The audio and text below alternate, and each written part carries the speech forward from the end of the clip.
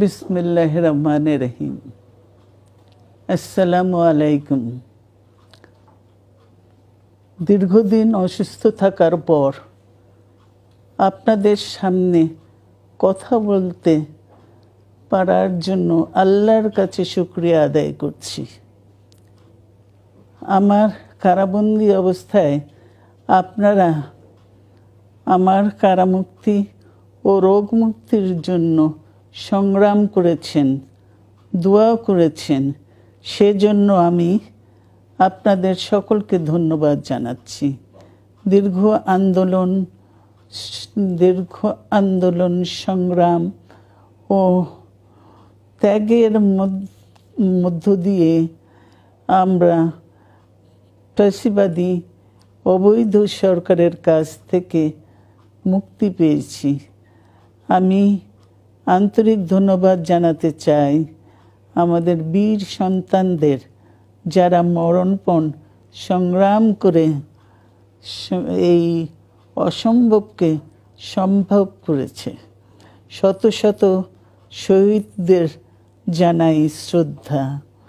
এ বিজয় আমাদের নতুন সম্ভাবনা নিয়ে এসেছে।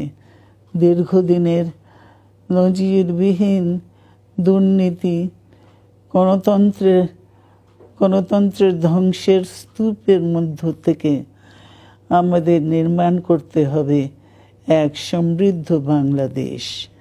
ছাত্র তরুণরাই আমাদের ভবিষ্যৎ।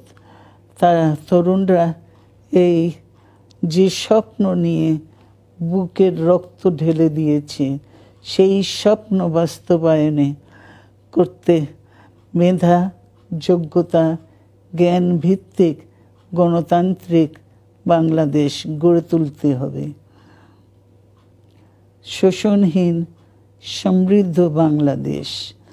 সকল ধর্মের গোত্রের অধিকার নিশ্চিত করতে হবে। শান্তি, প্রগতি আর সাম্যের ভিত্তিতে আধুনিক বাংলাদেশ নির্মাণে আসুন আমরা তরুণদের হাত শক্তিশালী করি। ধ্বংস নয়, প্রতিশোধ নয়, প্রতিহিংসা নয়, ভালোবাসা, শান্তি ও জ্ঞান ভিত্তিক সমাজ গড়ে তুলি। আল্লাহ হাফেজ। বাংলাদেশ জিন্দাবাদ।